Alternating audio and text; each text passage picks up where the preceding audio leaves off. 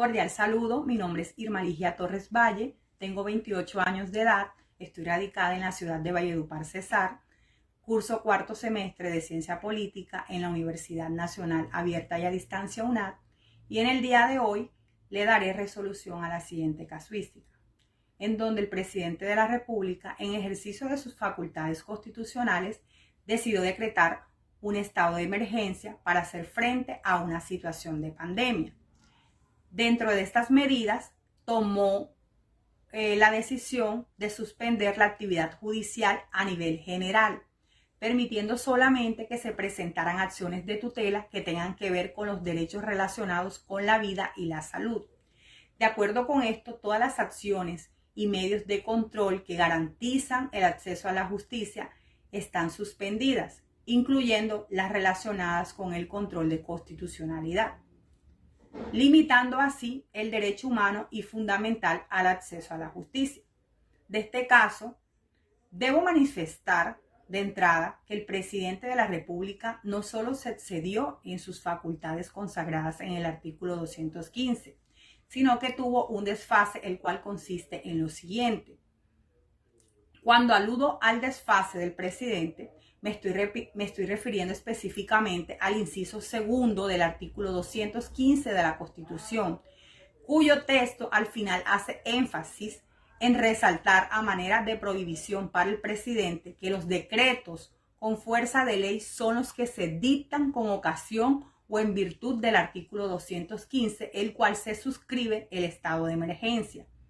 Es decir, estos decretos con fuerza de ley están destinados exclusivamente a conjurar la crisis y a impedir la extensión de sus efectos. Y como este acudió a decretar el estado de emergencia para contener los efectos de la pandemia, hizo que este derecho de fuerza de ley se suscribiera de manera específica y restara fuerza a la pandemia para que sus efectos no se extendieran y causaran mayor gravedad.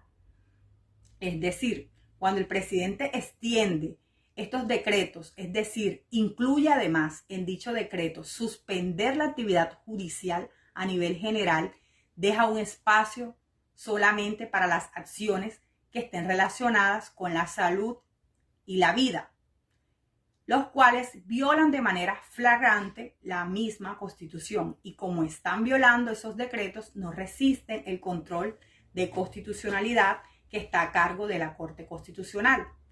la cual establece en el parágrafo del artículo 215 que el gobierno debe enviar decretos a manera de mandato a la Corte Constitucional al día siguiente de la expedición de los mismos. Esto con el fin de que la Corte haga el respectivo control constitucional de los mismos. Pero si el gobierno no cumple con el deber de enviarlos, está cometiendo una violación, puesto que el carácter general de la ley es mandar, prohibir, permitir o castigar. Dicho con otras palabras, lo que está prohibido no está permitido, o a la inversa. Lo permitido no está prohibido, y como el imperio de la ley al imperio dado, se someten todas las autoridades. Esto incluye al presidente y a la Corte Constitucional, por lo cual el presidente no debió extender esas facultades para impedir el acceso a la justicia y suspender el control de constitucionalidad, porque este es insoslayable, es improrrogable y es un acto propio de la Corte Constitucional, que es la guardiana de la Constitución, y así lo establece el artículo 241, cuyo texto reza que la Corte Constitucional se le confía la guarda de la integridad y supremacía de la Constitución en los estrictos y precisos términos de este artículo.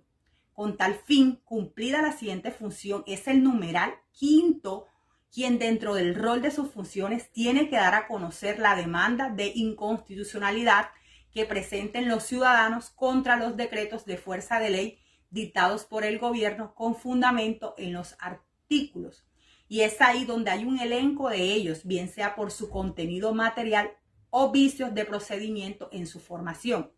estando el numeral séptimo, el cual viene a decidir definitivamente sobre los decretos legislativos, puesto que la Corte Constitucional es un organismo de cierre sobre la constitucionalidad de los decretos legislativos que dicta el gobierno con fundamentos en los artículos 212, 213 y 215. Por otro lado, quiero agregar que dentro de esa facultad del artículo 215, el presidente de la República no puede salirse de la esfera de su competencia y al hacerlo, le suspende automáticamente las funciones constitucionales a la Corte Constitucional, como lo es el control de constitucionalidad, limitando inclusive derechos humanos y los derechos fundamentales de acceso a la justicia que planteaba el problema. Entonces, allí no va a tener control.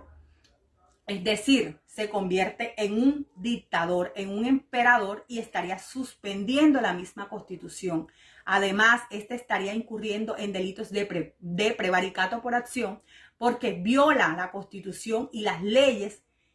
que permiten algo que no lo facultan para actuar dentro de los términos que establece la Constitución. Con todo lo expuesto anteriormente, puedo determinar que el presidente, al tener dichas actuaciones, puede ser sometido a censura por parte del Congreso. Esto para que responda por haberse excedido. Además,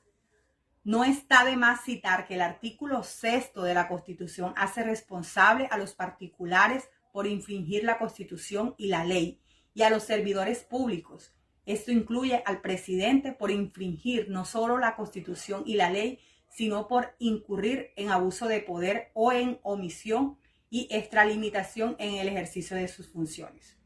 Muchas gracias.